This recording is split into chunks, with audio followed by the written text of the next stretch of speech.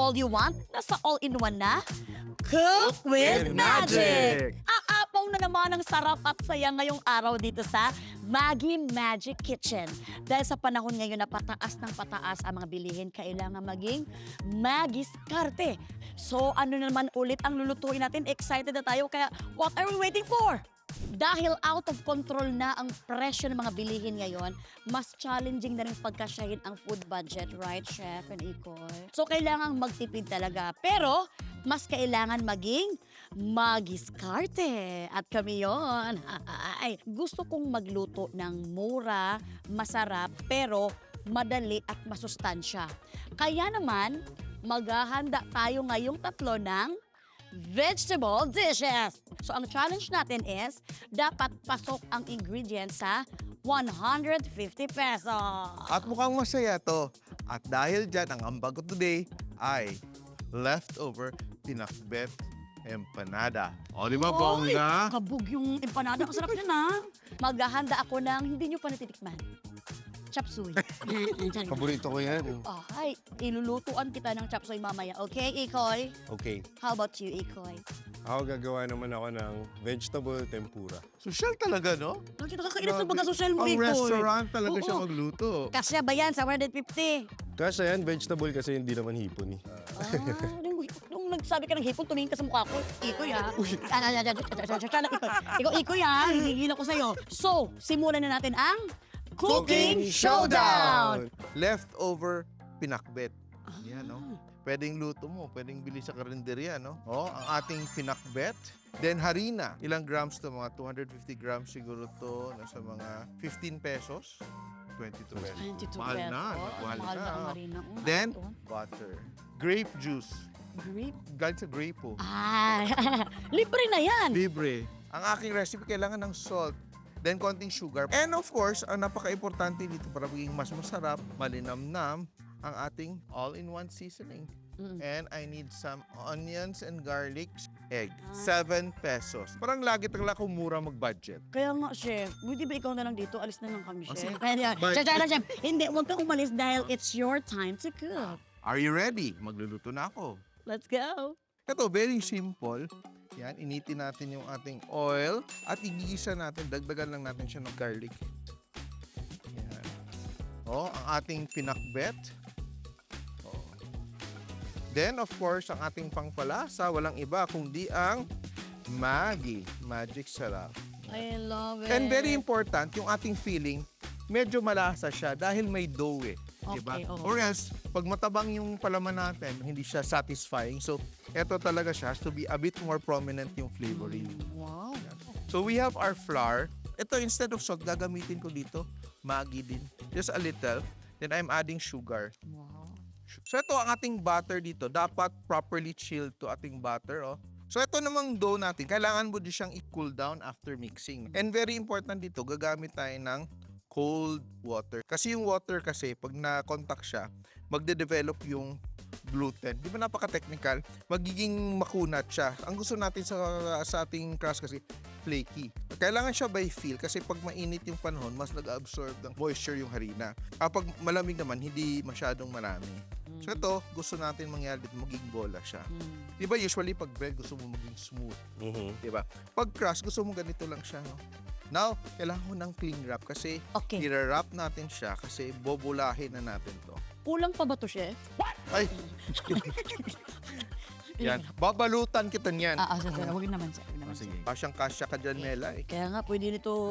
Ma-preserve ka talaga dyan. Yung bibig ko Ma-rest ba? and relax ka talaga. Yung bibig ko, pwede talaga niyan kung ano yung patahimikin ito. Game. So ito siya. I-wrap na natin siya. So that will slowly come together. Huwag mong i-overwork kasi titigas yan. Then i-chill natin siya 30 minutes to 1 hour. Better overnight. Ito na yung dough natin. Wow. So usually, yung ginagawa ng iba, very important to dust your work surface para hindi dumikit, no? Ito yung gagawin natin, i-divide natin siya. Tansya-tansya lang. Then, ito siya, gagawin natin, ibobola na natin siya isa-isa. Okay. So Sino bang magaling magbola? Make yourself useful. Sa atin, pinakamagaling mang bola dito si Ikoy, ha? Feeling ko lang, ha? Hindi po ako marunong magsinungaling kasi. So ito siya, ganyan. Then i-rest mo naman siya. Ito siya, pag gumagawa ka ng dough, every step, rest. Kargado resto, ha? Hindi ko. Oh, kasi pag hindi mo siya rinest, yung kanyang parang harina, maninigas. So ito siya, i-roll out na natin. So very important, may flour tayo sa surface. Then i-roll out natin siya. Yung Yan. Malalaman mo yung dough mo na hindi siya properly rested kasi uurong siya. So siya nagpa-flat talaga siya, sumusunod siya sa usapan. Yeah. tama. Correct. Oh. So, i-round mo siya. Usually kasi nagko-cookie cutter, di ba? Oo. Ma-flat mo lahat. Oo. Ganyan. Eh, anong gagawin mo sa edges? Sayang. Yes. Di ba? Pagsasama-sama mo ulit, tapos ibilog mo ulit. Pero mangyayari, ma-overwork yung dough. Di Diba? Ah. So, texturally, Hindi po pwede yun. hindi pwede yun. So, dapat hindi masyadong makapal yung ating dough. So, ito siya. For example, magro-roll na tayo ng ating empanada. Okay. Di ba, pag ganun mo, ito yung half, di ba? Mm. Yan yung half mo. So, ito, hanapin mo yung half dito. Mm. Dito ka maglalagay ng filling. Medyo dami-damihan. On one side, di ba? Konting tubig, basahin mo siya. Kasi kailangan mag-seal siya. Hindi siya pwedeng hindi sealed or else pag prito mo, sasabog siya. So, hilot. So, dapat be sure na seal off mo siya yung side, di ba? Yung gagawin mo din, fold para tuck in talaga siya. Then, you use the fork. Press down. For sure ka na sealed talaga siya. Ay, Fold. yan din yung nakita ko ibang style din, design. Yan. So, nasa inyo na paano pag-design. Diba? Yan. Why is your empanada? Balik ko, Ikoy. Sa akin It's parang- born this way. Sa akin parang ngipin. No, Oo, parang diba? ngipin. May empanada. Now, it's time to fry. And dapat yung heat natin medium. And ganito ha, you drop it closest to the oil, palayo sa'yo. Para dun sa cameraman yung mantika hindi sa atin. And ang key nito, marami kasing sumasablay dito sa frying kasi gusto nila mag-golden agad. Let it take its time na mag-brown para maluto talaga yung dough. Kasi minsan, golden sa loob. Pag kinain mo, nakakain ka ng empanada, parang chewy pa yung loob ng harina. Dum. Oh, kasi masyado Ay, ganun. nilang minamadali. Best way to cook crust is to cook it steady pero mababa siya para maging crispy siya. Strain mo na, Okay. get rid of the excess oil, then cool down. Huwag masyadong atat kasi mapapasok ka, sobrang init ng loob niyan. Siguro mga 15 minutes. Kung talaga excited ka na no? Oo, yan. Pag masyado kang matakaw, good luck sa'yo. Beautiful. O, tingnan ganda ng kulay, di ba? Ang ganda. O, di ba? Okay. Perfect, oh. Yan, oh. At ito na yung ating empanada. At hindi pa tayo tapos kasi magluluto pa si Ma'am Shimela ng kanyang chop suey. Aoy. Yung chop suey naman ang ating hahanapan ng budget kung talaga namang pasok sa banga ito. The first ingredients is the vegetable oil. Kasi vegetable lulutuin natin siya, dapat vegetable oil. I think this is 3 pesos. Wow, galing. Eksakto nga. Ay, salamat naman. Okay, the next ingredients ay walang iba kundi 4 cloves of garlic. Cloves talaga? Of course, kasi may gloves yan. Baka madumihan. Sorry na. 4 gloves. This is 1 peso. Oh, I failed. Okay, next naman is the onion. Red bell pepper. This is a cup of water. Next is walang iba kundi at hindi talaga to pwedeng mawala sa lutuin ko because this is my confidence. Maggi Magic Sarap. And 1 tablespoon of sugar. Okay, next is cornstarch. Okay, next is slice of carrots. Snow peas. Chicharo. Chicharo. Chicharo Wow. Santos. Oh. The baby corn. Okay, next is mushroom. Itlog sa pugo. This is 130 pesos. Oh, 120. Wala sa kanya. So, ilalagay natin ng oil. Ang ginagamit ko talaga pag ulam talaga is garlic. Kasabay siya with oil. Onion. Oil. Buo Because talaga yung bawang. buo talaga siya because kung ano man ang nilagay ko, wala na kayong pakialam ng dalawa. So, bakit kayo nakikialam dito? Chop suey alamelay. We don't Onion. want to waste a time kasi mabilis lang to. With the touch of bell pepper. Okay. So, I wanna saute it. Yung chop suey, very versatile din pala siya, no? Kung anong available mo na gulay, yun ang gamitin mo. Yes, chef. Tama. Kasi alam mo, budgeting kasi tayo, chef. Hindi tayo pwede maghanap ng mga wala. Basta ang importante, hindi talaga mawala yung pampalasa, yung pangpalinamnam natin ang Maggi Magic Sarap. Titimplahan ko na agad para yung confident ko bilang nagluluto, makuha ko na agad. We're gonna put sugar. Slurry. The next ang ingredient that I'm gonna put is the cornstarch with a touch of water. Isa kasi ito yung magpapalagkit sa kanya. Right after this, mais, chicharo, carrots, ayan, mushroom. Mushroom. Ganito lang kasi ako magluto, chef. Yung parang pinapakiramdaman ko lang yung panglasa. Oh, actually ganun talaga, no? By feel talaga siya. Adjust ka ng adjust. Mm-mm. Kasi yung mga anak ko, pinapakiramdaman ko din sila. Kung nagustuhan ba nila o hindi. Black pepper to taste. Plating na lang tayo. Mhm. Ang bilis lang. Pero ang ganda niya, ha? It's so pretty. Thank Ang you, chef. colorful. Kahit walang repolyo, pwede pala mag-chop suey na walang repolyo. Oo Of nga. course! Basta merong Maggi Magic Sarap. Next dish na tayo. Oh, si Ikoy na naman. Ikoy. Pakitang Ako Gilas. naman, tatry ko yung best ko. Okay, game. Gagawa ko ngayon ng vegetable tempura. Sinabi niyo social, pero actually, magdi-deep fry lang naman tayo at magbe-breading ng mga iba't ibang mga gulay. Tapos magkakaroon siya ng dipping sauce. Sauce. So, we start with carrots and yung sweet potatoes. Medyo madami to, siguro mga 20 pesos. Wow! Galing. Ang galing mong magmula talaga. Galing. Ako nagigigil 20 ako pesos sa Ikoy, itong ah. sweet potato. Baka mga ano to, 15? 60? Wow, Wow, galing! malapit. Onion rings. At saka ang ating talong. Sarap niyan. Tas last, meron tayong Yan ang mahal. broccoli. Oh. So, next na batch ng ingredients natin, we have the tempura batter. Ito, all-purpose flour, APF. Ito, cornstarch, no? 1 egg. Cold water. Pero ito, libre to. Libre. Ang magpapasarap ng buhay natin. Ay, Maggi the best Magic yan. Sarap. Tapos next na gagawin natin is the dipping sauce. A half cup of dashi. Parang, ano yan, fish. Ano, broth. Lalagyan natin siya ng 1 Mirin. tablespoon ng soy sauce. 2 tablespoons ng mirin oil. I think nasa ano to, baka 146 pesos. Ay, 130. Wow! Kunti lang din namang. Konti lang. Pasok pa rin sa budget. Okay, ready na ako. Game na. Sige, Luto luto ako ka na. Okay, tara.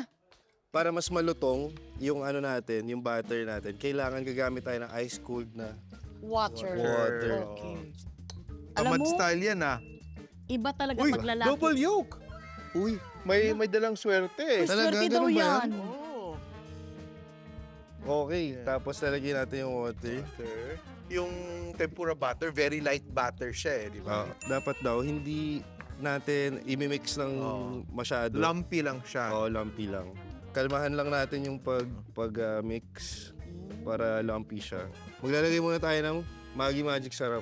Perfect na seasoning yan para dito kasi it's an all-in-one seasoning. Kompleto na yung lasa niyan. Meron siyang Perfect na siya. chicken, meron na siyang bawang, meron na siyang sibuyas. Perfect na yan. Ayan, lumpy siya. Oh. Wow. Ayan pala yung lumpy. Ang gulay kasi, napansin ko like, isa siya sa mga parang ang hirap kainin growing up. Okay. Di ba? Parang hindi siya lagi trip ng mga bata. Mm-mm. Pero kapag nilagyan mo ng magic sarap, tapos niluto mo siya ng tama, ang sarap na rin kainin. Malinamnam siya, di ba? Oo. Paano mo ginagawa yung living in condo with your everyday life in the food? Actually, lalo na dati, no, nung hindi pa ako masyado gumagawa ng content, talaga nagluluto lang ako para sa sarili ko, para, to survive. Okay. Marami akong binibili na, kunwari, yung mga specific na mga proteins, tas marami akong giniling. Marami ka nang pwedeng gawin. So, kunwari, minsan pwedeng kahit magic sarap lang yun. Pwedeng may tomato paste, pwedeng oyster sauce. So, marami ka nang pwedeng iba-ibang gawin na lasa dun sa mismong protina na yun. Ako hindi ko nasubukan mag-live alone and magluto for myself and all that. Pero mas convenient ba sa'yo na magluto ka ng sarili mong pagkain or mag-order ka lang sa labas? Mas mura pa rin magluto No? ng sariling food.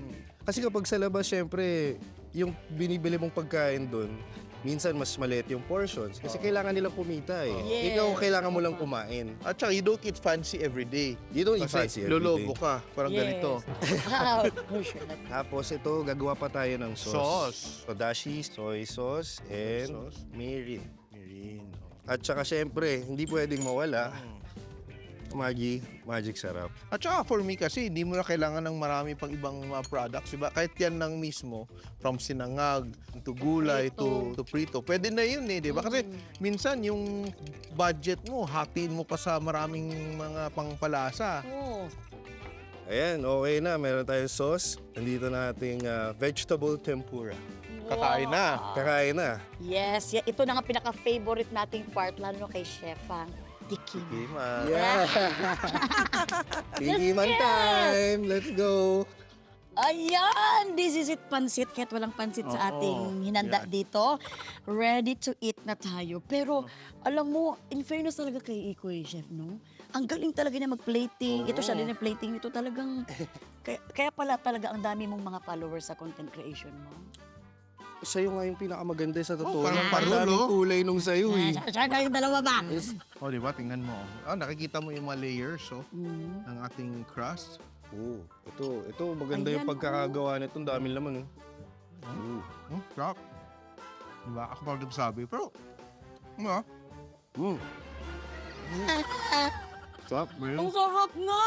Mm. Iba talaga, no? Akala ko, maiba ang lasa niya pag pinakbet. Mm. Pero same pa rin, mas umarsa yung sarap at mas sumarap talaga, mas malinamnam.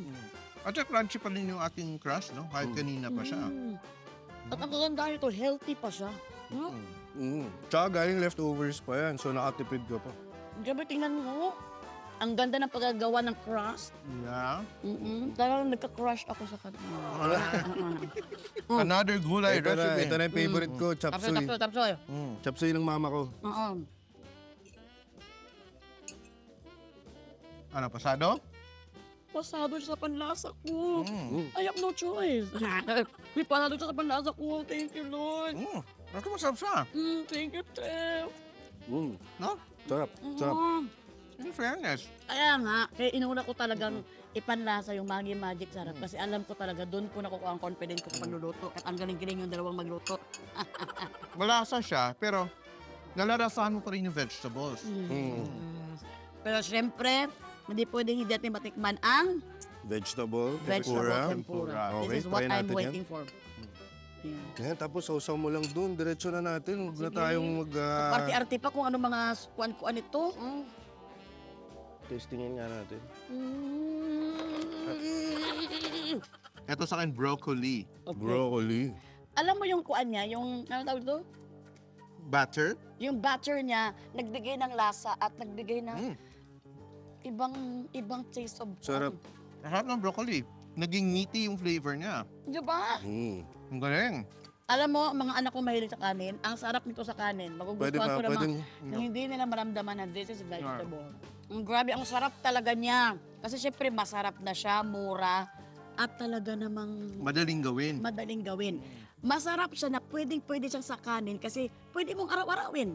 Kasi all-in-one, andun kasi yung nilagay rin yung Maggi Magic Sarap na all-in-one siya, andun na lahat. At kahit may bisita ka, hindi ka mapapaya sa sarap. It's something na medyo sophisticated siya. Kahit simple, Correct. may sophistication siya na hindi siya pang normal na luto. Espesyal siya. Ay, walang matamlay na ulam sa Maggi's Karteng Home Cook, lalo na kapag may all-in-one sarap na Maggi Magic Sarap. All-in-one sangkap yan, kaya sulit talaga. Out of control man ang pagtaas ng ating bilihin ngayon, nasa kamay pa rin natin ang magic para maging masarap, mura at madali ang everyday lutuin. Yes, kaya don't forget to visit nestlegoodness.com/ph para sa all-in-one value recipes ng Maggi's Karteng Tips. Panoorin din ang iba pa naming episodes on the Maggie Philippines YouTube channel. Until next time, dito lang sa Cook with Magic, sarap magkasama.